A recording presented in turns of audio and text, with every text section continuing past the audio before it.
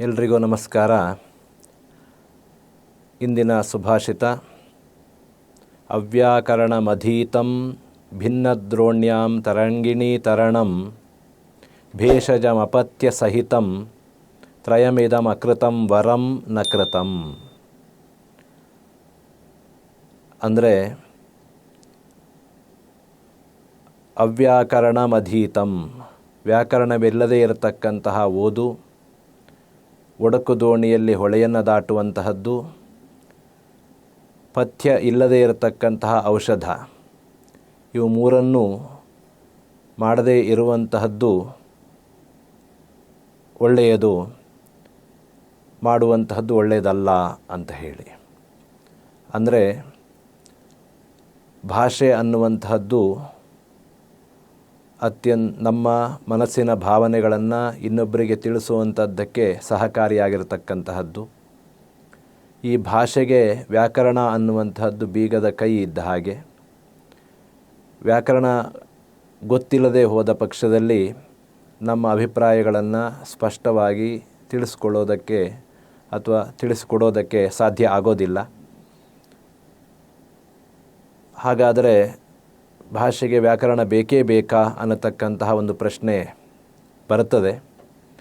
ಮಾತೃಭಾಷೆಯಾದರೆ ಹೇಗೋ ನಾವು ನಮ್ಮ ಅಭಿಪ್ರಾಯಗಳನ್ನು ರೂಢಿ ಬಲದಿಂದ ಅಥವಾ ವ್ಯವಹಾರ ಬಲದಿಂದ ಅದನ್ನು ಮನಮುಟ್ಟುವಂತೆ ತಿಳಿಸಬಹುದು. ಆದರೆ ಮಾತೃಭಾಷೆ ಎಲ್ಲದ ಭಾಷೆಗಳನ್ನು ನಾವು ಬಳಸುವಂತಹ ಸಂದರ್ಭದಲ್ಲಿ ವ್ಯಾಕರಣದ ಜ್ಞಾನ ಇದ್ದಾಗ ಅದನ್ನು ಪರಿಣಾಮಕಾರಿಯಾಗಿ ನಾವು ತಿಳಿಸೋದಕ್ಕೆ ಸಾಧ್ಯ ಆಗತ್ತೆ. ಅದು ಇಂಗ್ಲೀಷ್ ಇರಬಹುದು ಅಥವಾ ಹಿಂದಿ ಭಾಷೆ ಇರಬಹುದು ಅಥವಾ ಇನ್ನಿತರ ಭಾಷೆಗಳಿರಬಹುದು.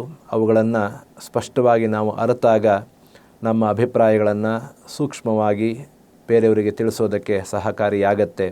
ಆದ್ದರಿಂದ ವ್ಯಾಕರಣವಿಲ್ಲದ ಓದು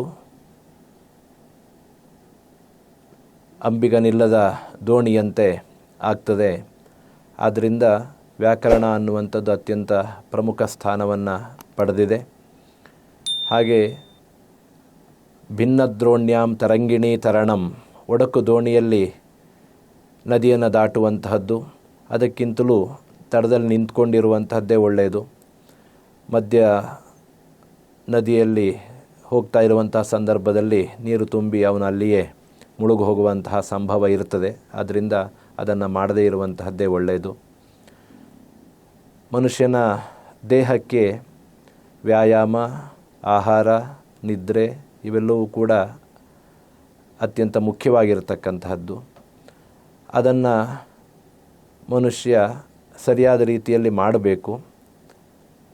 ನಮಗೆ ಯಾವುದಾದ್ರೂ ಒಂದು ಕಾಯಿಲೆ ಬಂದಂತಹ ಸಂದರ್ಭದಲ್ಲಿ ಡಾಕ್ಟರ್ಸ್ ನಮಗೆ ಕೆಲವು ಪಥ್ಯಗಳನ್ನು ಹೇಳ್ತಾರೆ. ಅದನ್ನು ಕ್ರಮವರಿತು ನಾವು ನಡೆಸಬೇಕು. ಟೈಫಾಯ್ಡ್ ಬಂದಂಥವನು ಖಾರದ ವಸ್ತುಗಳನ್ನು ಅಥವಾ ಇನ್ಯಾವುದೋ ಆಹಾರ ಪದಾರ್ಥಗಳನ್ನು ತಿನ್ನುವಂಥದ್ದು ಮಾಡಿದರೆ ಅದರಿಂದ ರೋಗ ಗುಣ ಆಗೋದಿಲ್ಲ.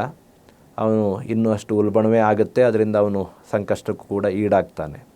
ಆದ್ದರಿಂದ ಯಾವತ್ತೂ ಕೂಡ ಪಥ್ಯವಿಲ್ಲದಂತಹ ಔಷಧ ಅದು ಪರಿಣಾಮಕಾರಿಯಾಗಿ ಆಗೋದಿಲ್ಲ.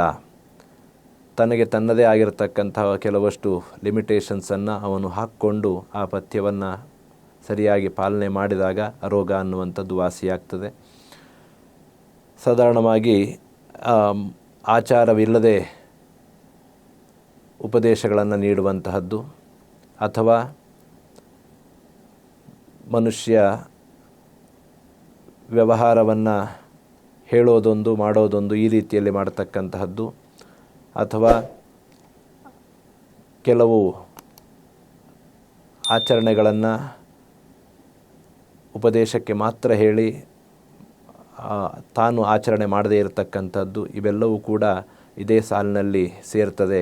ಆದ್ದರಿಂದ ಮನುಷ್ಯ ಮಾಡಬೇಕಾದ ಕೆಲಸವನ್ನು ಮಾಡಬೇಕು ಅನ್ನುವಂಥದ್ದೇ, ಸರಿಯಾದ ರೀತಿಯಲ್ಲಿ ಮಾಡಬೇಕು ಅನ್ನುವಂಥದ್ದೇ ಈ ಸುಭಾಷಿತದ ಅರ್ಥ. ನಮಸ್ಕಾರ.